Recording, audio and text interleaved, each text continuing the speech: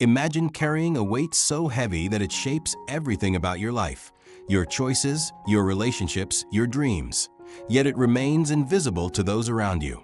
A burden passed down through generations, woven into the very fabric of what it means to be a man. From the moment you take your first breath, expectations are placed upon you to be strong, to succeed, to provide, to endure, and to never show weakness. This is not a burden you can simply set down. It's etched into your identity, an unspoken rule that governs how you move through the world. But have you ever stopped to ask yourself, who decided this is what it means to be a man? And more importantly, what is the cost of carrying this weight alone? The burden of masculinity is not new. It stretches back through centuries, embedded in history, mythology, and psychology.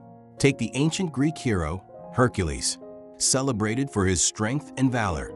Yet his greatest struggle was the weight of the expectations placed upon him. He was a hero, but that was all he was allowed to be. Sound familiar? Today, men are taught that their worth is defined by their ability to fight battles, whether in the workplace, in relationships, or within themselves. Psychologist Carl Jung explored the concept of male archetypes: the warrior, the king, the sage, and the lover. Each represents a different facet of masculinity, each carrying its own responsibilities and struggles. The warrior is expected to fight and never back down. The king must lead, but often stands alone. The sage seeks wisdom but remains distant. The lover desires connection, but is told to suppress his emotions. Every man embodies these archetypes to some degree, and yet each one comes with a price. Think about the lessons boys are taught from a young age. Don't cry. Be a man. Man up. These aren't just words. They're commands that shape how men experience the world. They create a silent contract. A man's value is determined by his ability to withstand hardship without showing weakness. This contract is reinforced everywhere, in media, in families, in friendships. A man who struggles but keeps it hidden is seen as strong. A man who expresses vulnerability is often met with discomfort, dismissal, or even ridicule. But let's pause for a moment. What happens to all the emotions that are never expressed? What happens when pain, stress, and doubt are bottled up for years, sometimes decades? The answer is clear. It doesn't disappear. It manifests. It shows up as anxiety, depression, burnout. It emerges in strained relationships, in outbursts of anger, in silent suffering. And in the most tragic cases, it leads men to a point where they feel there's no way out. Studies show that men are significantly less likely to seek help for mental health struggles than women.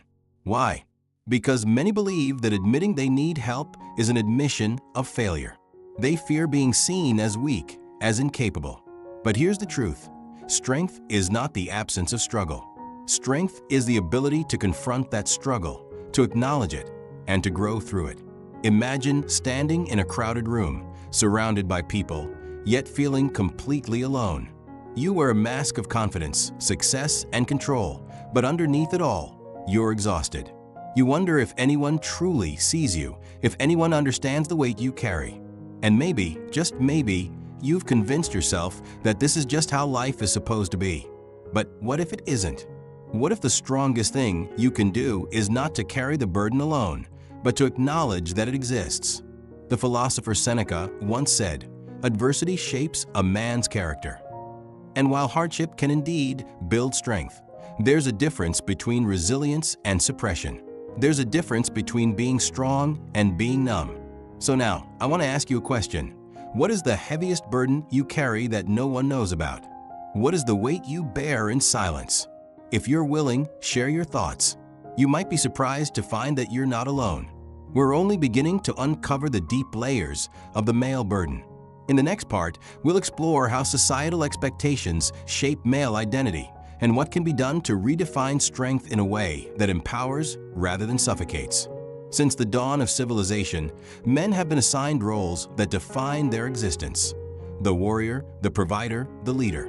These roles were once necessary for survival, but over time, they evolved into rigid expectations. And with these expectations came a silent rule: failure is not an option. Weakness is unacceptable. Emotion is a liability.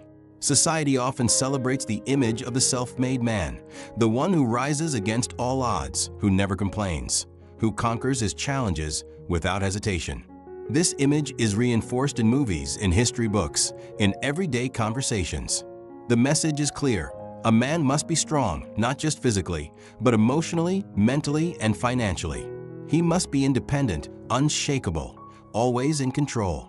But what happens when reality doesn't align with these expectations? Imagine a man who loses his job, struggling to provide for his family.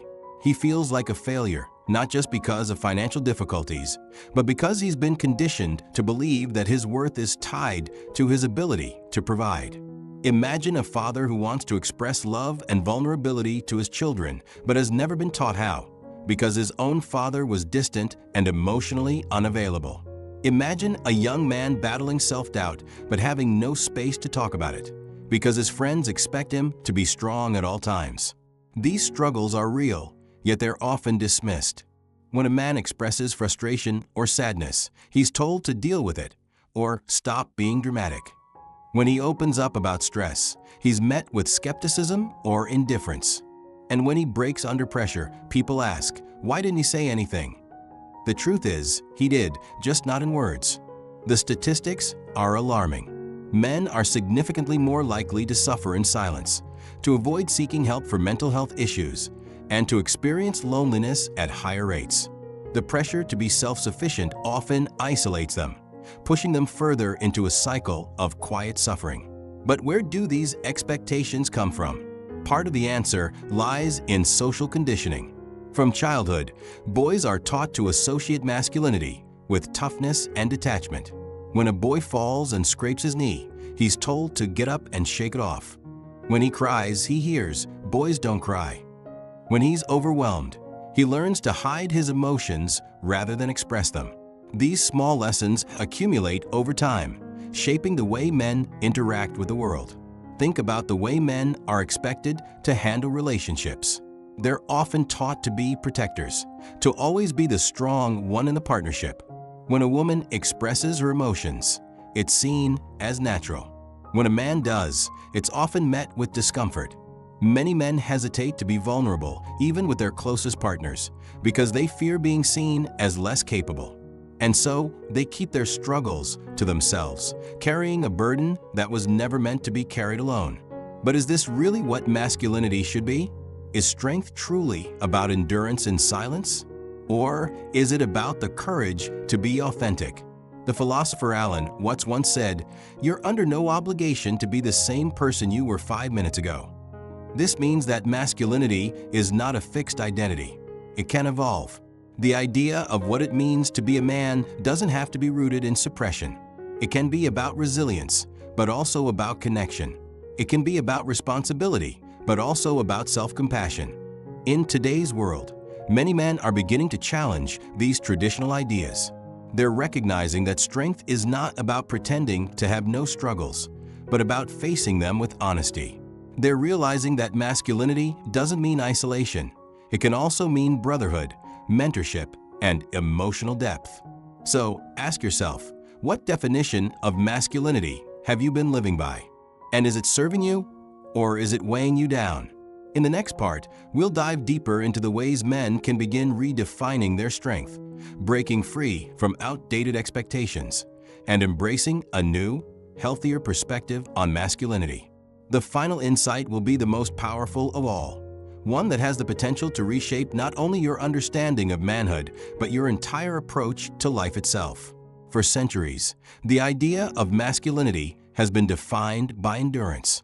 A man is expected to bear his burdens without complaint, to push forward no matter the cost, to be the rock that others depend on. But what happens when that weight becomes too much? When does resilience turn into quiet suffering?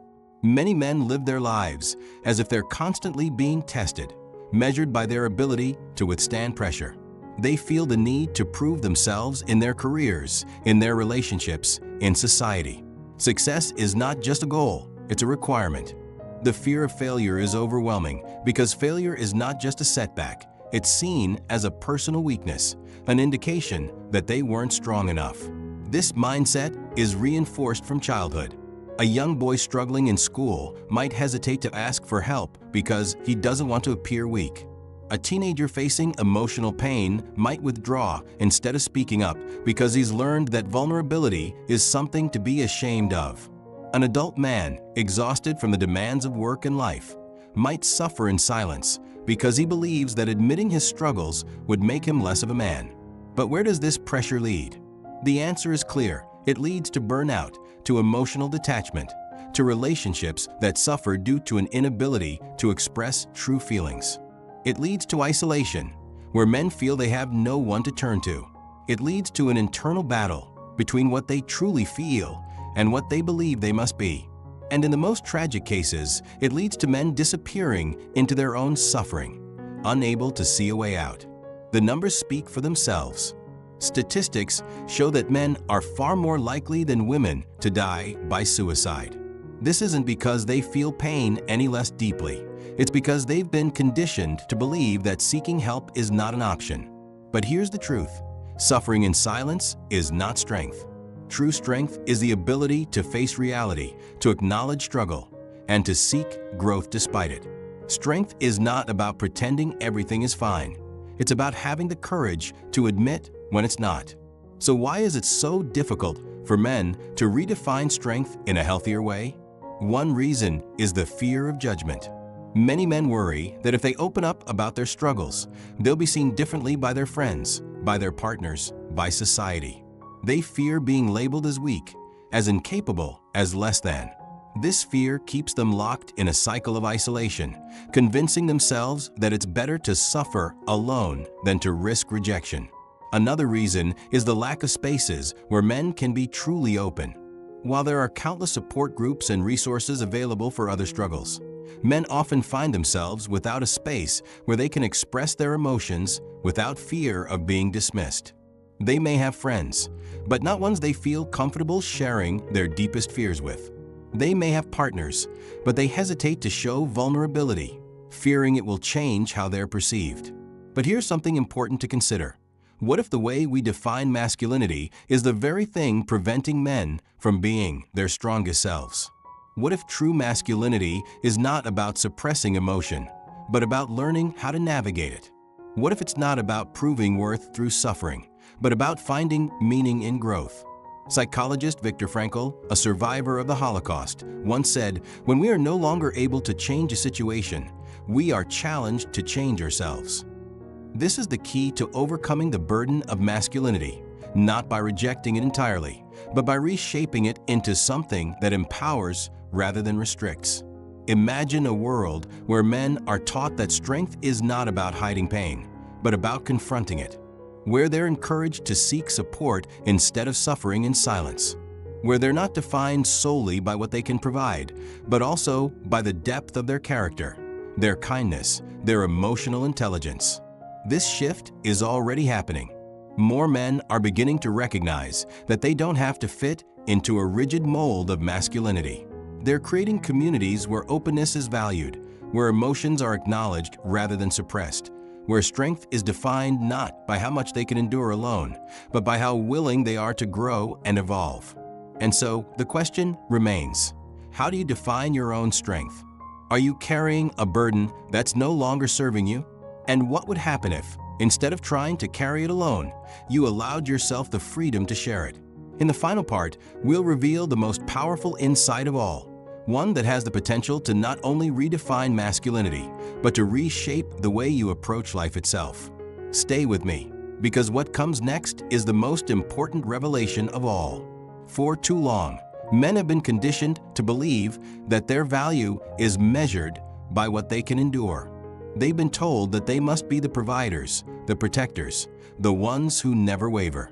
But the truth is, this definition of masculinity is incomplete. It glorifies sacrifice, but neglects fulfillment. It demands strength, but ignores the cost. It praises resilience, but leaves no room for healing. So what is the way forward? How can men break free from the burden of unrealistic expectations without losing their sense of purpose? The answer lies in redefining masculinity, not by rejecting it, but by expanding it. The great philosopher Aristotle once said, "Knowing yourself is the beginning of all wisdom."